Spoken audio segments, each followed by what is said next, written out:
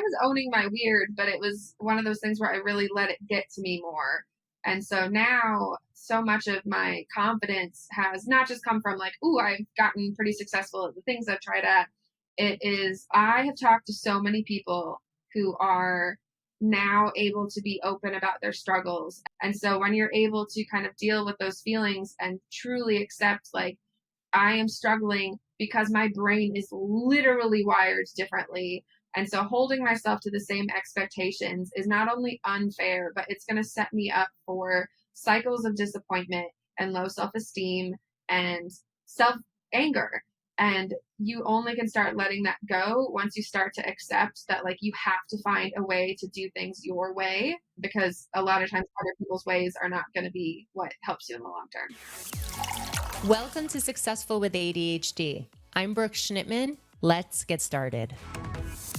Hi, everyone, and welcome back to Successful with ADHD. Today, I have Dani Donovan. Hi, Dani. Hi. I'm sure you know who Dani is if you're on Instagram, TikTok, Twitter. Dani is a purpose-driven creator, author, advocate for ADHDers, and she's cathartic in her comics. And she has a neurodiverse squad hashtag, which has helped build an online community. Hey, for adults living with ADHD. And she's been featured in publications like the New York Times, BBC News, NPR, and was the closing keynote speaker at the 2021 International ADHD Conference, where I actually met Dani, but I met her in 2019. Her unorthodox self-help book has been amazing. You probably have seen it. It's called Anti-Planner. So we know that with ADHD, a lot of people say, get a planner. Well, she has the anti-planner, and it's how to get shit done when you don't feel like it. And she does have a clean version for those of you who are offended, and offers creative strategies, activities, and games to help procrastinators understand their emotions and overcome productivity roadblocks. And Dani's work has encouraged thousands of people to seek diagnosis and treatment. How cool is that? So explore her content at ADHDdd for DaniDonovan.com, or follow her on social media at Dani Donovan. All right. Welcome. I'm excited to be here. It's been such a long time coming. I know. I'm excited to have you. So for those of you who don't know, I met Dani in 2019 at the ADHD conference, and she was doing her comics then, and she was showcasing them. I'm like, these are so cool. I see the potential in her. Can you do one for my website? And she's like, yeah, let's do it. And we got into this creative mode and talked about it. And she's like, yeah, I'm overcommitting myself. Typical ADHD. But I do have a very cool drawing from you and your autograph on it. So I feel excited about that. So anyway, Dani, when did you get diagnosed with ADHD? I was a freshman in college. I'm 32, and I was like, I think 18 and a half or 19 when I got it. So, I mean, it was a long time ago, but it also wasn't that long ago, considering that, like, my mom asked my fifth grade teacher if she thought I could have ADHD, and my teacher said, she can't have ADHD, she's too smart. Like, literally said that to my mom. And so it's like, oh, okay, I wonder, what life would have looked like if I would have known about it that much sooner. So, Wow. And we talk about that so much on this podcast, about how, unfortunately, especially back then, teachers were just undereducated about ADHD, especially in women. So, wow. Okay. So what happened then when you were a freshman that finally convinced you to get that diagnosis? what's really funny is I did not go in there looking for an ADHD diagnosis. I had started college and moved to a different small town. I'm from Omaha, Nebraska. I went to school in Kearney, Nebraska. They had a really great graphic design program, but I really missed I finally found a friend group where I felt like I belonged, and moving to a different area with a much different, like, culture. I would say culture than I was used to. But like, I grew up in the city, and a lot of people like didn't, and I was having a hard time kind of like fitting in. tried Mhm. joining a sorority, but like at the end of the day, I was not taking care of myself. I was getting really depressed. I was going home every single weekend because I really felt like I was trying really hard, but I didn't belong anywhere. And I just hadn't found my people yet. And I was getting really sad about it. And I recognized those kinds of feelings and thoughts because I had been depressed one other time when we moved to Phoenix and I had to restart finding friends over again. There's some themes here, but starting over is really hard for me. And so I went to talk to someone about depression. And I was like, last time I let this get really bad. I wanted to talk to someone before it was at that point. And she heard how fast I was like flitting from topic to topic. And I kept apologizing for talking too much. And she was like, "Why are you apologizing?" And I said, "Oh, because it's annoying when I talk that much." And she goes, "Who said that?" And I'm like, "Everyone," and started like crying instantly. And she goes, "Has anyone talked to you about ADHD?" And I was like, "No, no, no, no, no, no." Because again, I was 18 or 19, and my brain starts going, everyone I knew who had ADHD was like the annoying boy in my class who didn't have any friends. Like Yeah. that was the image. I hate to say it. Obviously I've learned a lot since then, but that was at 18 or 19, like the true stigma that was residing in my brain. And I like to think I'm a pretty open minded person, but like that was still there. Then I was like, no, no, no, that's not me. And she was a psychiatric nurse practitioner, confided in me that she had ADHD. And so I was like, Mm. oh, wait, I can be a cool, successful person also. She handed me like a list of all the symptoms. I read it and I was like, oh no, but I tried meds and it really was like that putting on glasses moment where I was like, it could have been like this the whole time. Is this real life? What it's like for other people. And you feel it's like glasses that work like part of the time. But at the end of the day, there's that also like sad and angry feeling when you get diagnosed later in life where you go, why didn't anyone Tell me. notice, or why didn't anyone tell me, or I didn't even realize that it could be different than this. And how many years of my life did I struggle and I didn't have to? Again, 18 is older, but it's not like, I know people message me. I get emails from people in their 50s, 60s, 70s who are Absolutely. getting diagnosed with ADHD and are like, I wish I would have known this like 50 years ago. Yeah.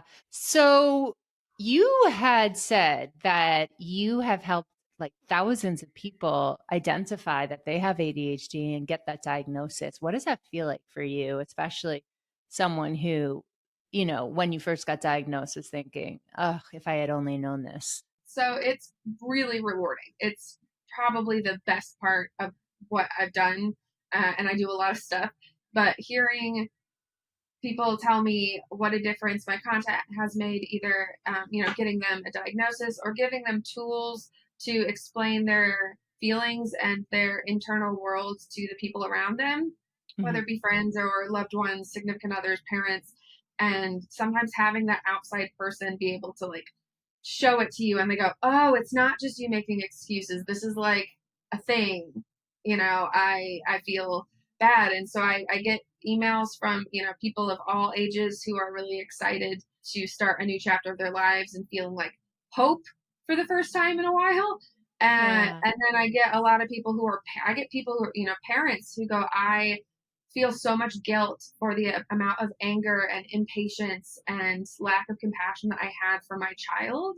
And I didn't understand how bad it really was to try to navigate this until I was able to visually, see someone's experiences mapped out like that. And, I know better now, but like I feel like such a bad mom. And I'm like, your kid is 14, and like you being able to acknowledge that you don't want to, treat them like that anymore, the rest of their life is going to be so much better because there's so many people who never get to that point, who never stop blaming their kids for their symptoms. It's all very rewarding to hear from kind of these different segments of people.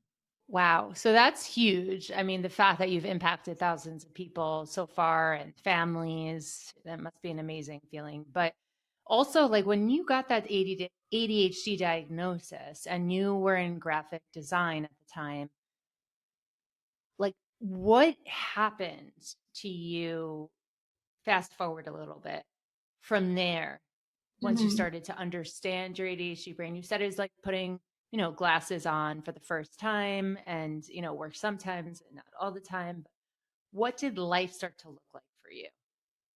So, like in high school, I really didn't struggle that much academically because I had the structure of my parents and the structure of the routine, and like people would know if I wasn't doing stuff. And that was what was so hard my freshman year, too, was like that structure completely disappeared. And so, learning to function without my parents around and still get my laundry done and still feed myself that's stuff that's not just grilled cheese every single night. And so, learning to find some semblance of a routine for like self-care, and I Hmm. picked up gym stuff and running and reading while I was doing it, and so really being able to find time to take care of my meat suit. But then the other thing that was really big was being able to show up on time in the mornings because I would fall asleep in my 8 a.m. classes because Hmm. I would be staying up so late working on the projects for my 8 a.m. classes, and then I'd get 3 hours of sleep. And so I was able to actually sit and focus on a project and not make something that needs to take 4 hours take 12 hours because I keep getting distracted halfway through. Totally. And so that was really a big impact. And so I actually graduated top of my class in my program, so it was pretty cool. So you graduated top of your class, but how did you do that? So you said that the medication really helped you, but what other types of structures did you put into place? The big thing for me was also I kind of accidentally community build really easily. I was really the easy person to talk to in our class. I came in with a lot more experience than other people in my class. My junior year of high school, my parents got me a MacBook Pro, and it was 2 birthdays, 2 Christmases, and my graduation present. And they were like, "We'll Wow. give it to you early because like we're not just gonna get you a laptop, but because I had been nominated to be design editor of our school yearbook." And so I got to learn how to use Adobe Design and Photoshop and all that stuff in high school. And so when I got to college, I already knew how to use a lot of these programs. I had experience designing t-shirts, and most of my classmates didn't. Some of them had never used any of the programs before. Some of them had never even heard of the programs before. Being able to be that person who wasn't the teacher that people could come and like ask questions and ask for help from.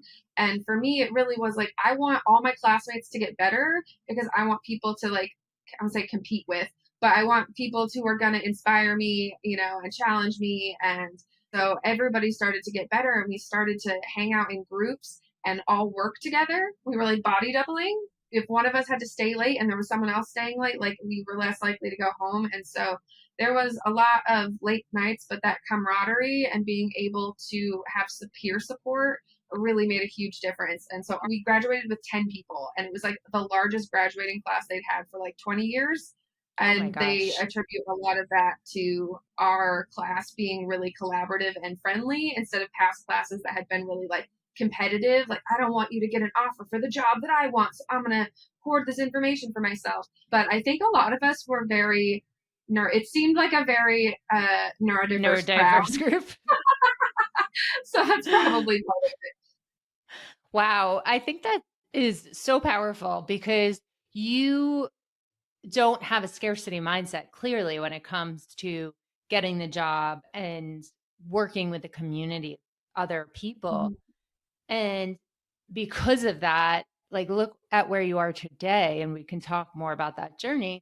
And, you figured out through your natural strengths and values how to succeed with ADHD, not being taught it, but just because you leaned into, oh, I Mhm. love community. I love working with other people. Let me just do the thing and figure out how to get this done because you're a team player. And that was really when I had said earlier that I hadn't found my crowd, I hadn't found where I belonged. It wasn't until I started to get them to know the people in my classes. Because at the beginning, you start with 125 kids in the program. And again, we ended with 10. And so around sophomore year, which is when like half of the class drops out, it's a really hard program. But by the time they have that many people, you start to finally have the same people in all of your classes. And so Yes. that's the thing that's also really difficult as an adult, especially as you like change jobs or move cities. Like I just moved to Atlanta like a year ago. And I happened to know someone down here who was introduced me to some of, her friends. But starting over that experience as an adult, especially if you work for yourself or work from home and you're not in the same spaces as other people on a regular basis, it can be so challenging to not just make those relationships, but maintain them, because us ADHDers are not always so good at the communication. And What do you mean? Out of sight, out of mind? yeah, exactly. Yeah, I think that's wonderful. And I talk about how ADHD is like a three-legged stool. One is finding your community, another one is the behavioral approaches, and sometimes medication. Mm-hmm. So for you, you had the medication, you found your community, and through the community, you were able to maintain momentum with that accountability. So Mm-hmm. that's awesome. And now you're providing that for other people too. And it's what's worked for my career now, which has been really great, because I love being able to be open about my struggles on the internet and then have a bunch of people tell me that they struggle with that too. There's nothing that motivates me more to go and take care of that thing so I can come back and post an update and be like, oh my God, you guys, I actually did it. And then people say, you've inspired me to go take care of it now, and then they post their picture of their thing being done. And it's just a really fun feeling. I love this community. There's a lot of toxic online communities out there, and the ADHD and neurodivergent communities online, for the most part, are so positive and supportive and loyal, because so many of us have been picked on or felt like an outsider for so long, and we're like, we found our crew, we got to stick together. Let's go. Right. And I think that because you're sending such an authentic message and you're being vulnerable about your struggles, that people can really relate to what you're going through. So like you're just, like it's not even a job for you at this point. It sounds like it's more of a passion. It's just public art therapy and public processing, Yeah. because there are people who you don't think about something until you see something and you go, oh, is that not what happens for other people, or Yeah. oh, is that something that could help explain this, because I still remember seeing Jessica McCabe's, it was just like an offhand comment as an example in one of her videos about laundry being challenging for people with ADHD, because it involves so much set switching and waiting and having to, Hmm. get to it before the mildew sets in and you have to wash it again, or the dryer is now all wrinkly and you have to dry it again, and then you're shrinking all your clothes. And ask me how I know. But not realizing that this thing, and I put it off until I didn't have any clean clothes anymore, and then now I have to do 7 loads of laundry, and I just loathed laundry, and I had so much shame about how much I struggled with it compared to other people. And she mentioned that it's challenging for people with ADHD and why, and I started weeping, just weeping. And I watched a bunch of her videos, and I remember crying during so many of them, because I go, wow, maybe I can hate myself a little less. That really was the feeling of Yeah. everything isn't a personal flaw of mine that, I've been teased about or I'm self-conscious about. There are answers, and there are other people who also struggle with them. I just haven't talked to anyone about it. Yeah, I hear you. I hear you. And I know that you and Jessica are like besties now. So for those of you who want to know who we're talking about, you probably have seen her on YouTube before, How to ADHD. And when I met Dani, I met Jessica as well. They were both putting on, I don't even remember what you would call it, but it was like interclass presentations at the International ADHD Conference. So I am curious, like you accidentally fell into this, right? So you were just doodling and then all of a sudden you blew up. I made a so there's actually a little bit of story here. I had just started a new job at Gallup, had just started there. I was about 2 months in, and they have these couches that people can kind of work on their laptops out.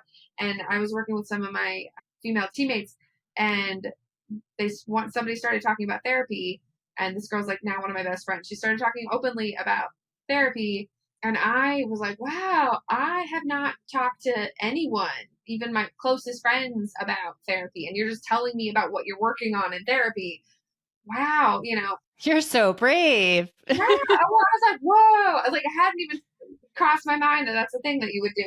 And I opened up to people and told them I had ADHD, and they go, yeah, I mean, we kind of figured. I was like, what's that supposed to mean? So then kind of got an inside joke about how I tell stories and how the conductor of my train of thought, Dani Donovan, is really bad at his job and keeps like wanting to take all these detours to take you to like like show you every single I love possible this. pretty like cool thing along the way, because it, you know, he wants to spend as much time with you as possible and doesn't want to leave anything out. And so I made that little comic as a way to track like Donnie's journey, because I really fell into that pattern all the time. So I made it, sent it to my friend, and she goes, wow, that's so you. And I go, I know, I made it. And she goes, you have to post this online. And our boss followed me on Instagram, and I had not told him I had ADHD. And I was like, I don't know, or maybe I should like change the title, you know, and not put ADHD on there. She goes, well, you can post it on Twitter. Like, you have like 600 followers, so it's not like that many people would see it. I go, okay, and I posted it on Twitter, and it blew up immediately. And one of the reasons is like Erin Brooke, who talks a lot about ADHD, also had retweeted it to like her ADHD audience. And there weren't a lot of comics that were talking about ADHD. Jessica had her awesome channel. There were books, there were podcasts, but there were not like specific ADHD comics being made. And so I saw the response from the community. I read the comments. People, yeah, some people were like, oh, this is funny. And some people were like, wow, this is a punch in the gut. Why am I crying? That really inspired me to then start making more, because I go, okay, well, this was fun for me to make, and it seems like people like them, so I'll try a couple more of these. And the response was really great on all of them. And so I just kind of kept with it, but having those, I would say, ADHD thoughts of, okay, cool, well, I like this now, but how long until this deck of cards falls down? How long until I give this up? I've given everything in my life up. Like, you never do anything consistently. Like, the negative self-talk was so real. As a creative, I finally found that once I hit 100 of something, I'm pretty much done. Like, I made just over 100 comics. I made just over 100 TikToks, doing things like that where I don't have to feel like I have to pick one thing and just do that one thing forever, because that's not how my brain works. I want to do that one thing until I get really good at that thing and I have a collection, and then I can find something else to like apply what I have to say to a different medium. Gotcha. So basically, you're never bored. So Yes. once you get to that point where you lose a little bit of interest and you've already Mm-hmm. challenged yourself and it's Mm-hmm. become routine. New lane. Woohoo! The Donnie conductor is steering you that way. So now, fast forward, you started with a blow up Twitter because Erin Brooks retweeted one of your first ones. And now you've moved on to like essentially putting all of your ideas together into this anti-planner. So I want to talk about that because it's so different than what you see out there. It's not your typical book. It's spiral copy and it's colorful. There's tabs on it. So talk to us a little bit about that. What is in it and what type of people this resonates with? I was like hoping, I know I had one at my desk at one point, and oh, it's Come right here. on, are you kidding me? Maybe I you need a got it. I got it. planner to I for know. your answer planner. So yeah, it was really important for me. So It's it's blue so pretty. with the gold foil, because it was really important for me to have like that tactile experience and being able to be something that catches my eye, because I like to keep it on my desk, even if it's not open. It's sort of, someone had said it's a productivity spell book, which I really like. But like, what is this witchcraft? Great, just go in there. Yeah. Yes. And so, but it really is a lot of like recipes, essentially, of like, or like experiments, right? If you had like, here's what you need, here's what kinds of things it's for, and here's how you do it, and here are some tips. And so much of the book is in that format, but it's broken up by emotions that are kind of getting in the way of you getting the stuff done that you want to get done. And so whether you're feeling stuck or overwhelmed, unmotivated, disorganized, and discouraged. And then each of those sections are further broken down into overwhelmed being like intimidated, overcommitted, panicking, or like burnt out. And so how you're really feeling, and it's got little bullets so you can read what those kind of look like. And if you're reading it and you go, oh my God, it's me, then you can go to that section and it's got little activities, exercises, games strategies for you to try and see if that can help versus you having a giant book of like 165 unorganized ideas. Like that's so much Mm-hmm. stuff to go to versus being like, here are 10 strategies that can help. And then at the bottom of some of the pages, it's like, this pairs well with this exercise on this page, or like, you might also like this thing on here. And so being able to make the, again, I made this for me initially because I've been doing a lot of these things in the book for years and years. And so I started making something for myself so that I wouldn't forget all of the strategies that I've been picking up. And then as Yes. I started to build it, I go, people would probably like this. I've seen in my experience that things that help me help other people and really blow up. So sounds like you have a vision there. And then as I talk to more people with ADHD, and I'm like, nothing about me is original. Your drawings are original, your ideas are original. But yes, you're right. Isn't it crazy that other people feel the same way? Hyper specific examples of things that you think, are just, you think like I have a bad habit of leaving half drank coffee cups on my desk until they grow mold like a science experiment. I saw that page. That's awesome. Speaking of which, So actually one of the things that I've got upcoming, which I have not really announced anywhere yet, so it's secret. be first to hear on Successful with ADHD. I'm doing a podcast and YouTube channel, and so it's going to be about, how to get stuff done when you don't feel like it still, but it's each of the episodes will focus on a specific task that sucks. And so it might be doing dishes, doing laundry, filing your taxes. I love it. Each of those episodes is going to break down, here's the most common obstacles and why you're probably avoiding it. And then here are some solutions that directly can help with those specific obstacles. And then I get to take all that stuff and put it in a follow up to the anti-planner. So I'm really excited. Yay. But it turns out that instead of just talking about ADHD now, being able to figure out the byproduct of ADHD, right, that executive dysfunction, learning how to understand it from the inside out and be able to like point at all of the things and be like, I want to understand why I keep doing this thing I don't want to do, or why I keep not doing this thing that I want to do. Like, it's not logical. Make it make sense. And then if you can see it for what it is and go, oh, the reason I don't like doing dishes is I hate the feeling of that stuff on my hands. I have never worn gloves, like those big kitchen gloves, while I'm doing dishes. I've never done it. My parents didn't do it. I haven't tried it. And then you do it and you go, oh, this fixed it. Yeah. That one little thing, it's like, oops, yeah. Unlocked. Yes. Or like washing your face, right? Somebody on Twitter had mentioned putting on scrunchies or those like tennis wristbands so that when you're washing your face, that like stream of water doesn't run down your elbow. That's such a great idea. But yeah, and I guess you started washing your face more, right? And so finding out little hacks like this that can really, really help. I want to be able to help share this knowledge and make impact on people's lives on a daily basis with that like kind of mundane stuff versus the anti-planner. I kind of call it a procrastination fire extinguisher.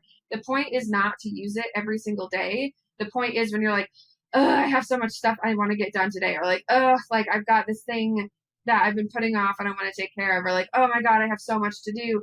That's when you reach for it. And so even it's got that reduction of shame and guilt that planners kind of have of, oh, I stopped using this for months. Now I've got all these blank pages and I feel like I don't want to touch this anymore because it's a giant reminder of my failure. Or I guess I'll just wait until January of next year. Having something that doesn't have calendars or dates that is meant to be used sporadically. So if it's been a year since you've used it, it's still as helpful as it was the day you bought it. And so that's really sort of my goal with the book, was to create a toolbox, kind of strategy guide that can help people when they need it. More of like a reactive type thing when you're just having those bad executive function. Hopefully it gives people that same kind of relief that I got when Jessica had mentioned on her YouTube channel, the laundry thing. That's huge. So that's what's next for you. So people can understand, and it seems pretty obvious, but what is your mission? I have not talked about this anywhere else either. So coaching with exclusive number 2. My company is called the Anti-Boring Project. And so the anti-planner right now is the first sort of like productivity arm, of this company. But the idea is that I want to take things that are good in theory and things that are helpful for other people, typically maybe neurotypicals or people who don't struggle with that thing. And I want to make a version for the invisible people who are struggling and don't have a tool to get them to that same outcome. And so being able to, especially taking mundane things that aren't difficult for other people and making them entertaining or fun, taking something that, maybe in the future being able to do accessibility devices. So I've got a physical disability, also Ehlers-Danlos syndrome. And so eventually, this is years down the line, this is just an idea, but being able to make mobility devices that are really cool looking and like stylish, because a lot of them look like medical devices. And in the same way that glasses, right? Glasses are a medical device, but like you can pick, you've got tons of options. You've got really cool looking ones. There are people who don't even need them. Right. I just think that there are underserved populations out there of people who deserve nice stuff. And I really want to make cool, creative stuff for, I would say, those people, but also, first and foremost, stuff that I want. I'm going to do stuff that I want and then other people know that it's going to be an amazing product because there's a need and you've tested it for yourself. So you can sell anything if you yourself believe in it and you're doing this for you, but also for the greater good. So I think that's awesome. I think that there's such a difference when, again, you've got that mentality of I'm building this for me and people like me versus, oh, I found this niche target audience that I'm not a part of, but I want to be able to exploit them to make money. Or I want to find, Totally. I'm going to try to, maybe even ask other people what their experience is like in order to gain information to just develop products. But it's still not coming from that authentic place of firsthand experience. And I think that people I hear you. can tell. Yeah, absolutely. Because there's a lot of like ADHD planners out there. And I look at it, I'm like, this is a regular planner, just with more stuff on it. With the word ADHD on top of it. Come on. And then they're selling, they've got, thousands of reviews on Etsy kind of thing. And look, it's not to say that some people with ADHD can't use planners. But the issue that I kept running into with planners was that I had to copy, like I use my Google Calendar. Google Calendar is life. But like I would have to just rewrite down meetings. And then if a meeting got rescheduled, like it messed up my whole thing. That would conflict with your, when it came down to it, it was so inconvenient that I dropped it. The momentum can keep going if you decide that it's going to keep going. Yep. Captain Dani is going to take you back onto the tracks. That's so funny because there's so many like overlaps in what you're saying with my upcoming book, Activate Your ADHD Potential. Mm-hmm. I have a cover with like lines that go all over the place until you get to where you need. And it's all about building and maintaining momentum. But with ADHD, we get burned out. You're right.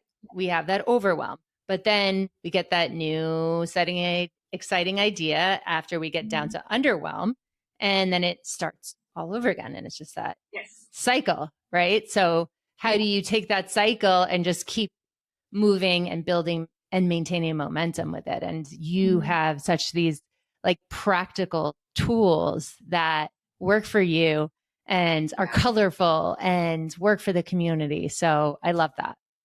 Thank you. I think the big thing is that I specifically develop tools that are meant to not be used consistently. So that internal expectation of if I can't keep this going, I failed, that storyline disappears. And so if you are planning, like I will pick a productivity strategy and I'll be like, I'm just going to do this week. Or I'm just going to do like the Kanban boards. I'm just going to do this for this one. There's no attachment to it. There's no expectation. And honestly, if I sometimes look at it like a challenge, I'll do like a challenge where like I'm going to get up at 5:30 every day this week. And I'm going to do I made a list of habits that I want to do more often. I'm going to pick 3 of those things. I'm not going to tell myself what I'm going to do every morning. I'm going to let myself pick from this menu of options of things that I want to do more often. And I'm going to do 3 of those.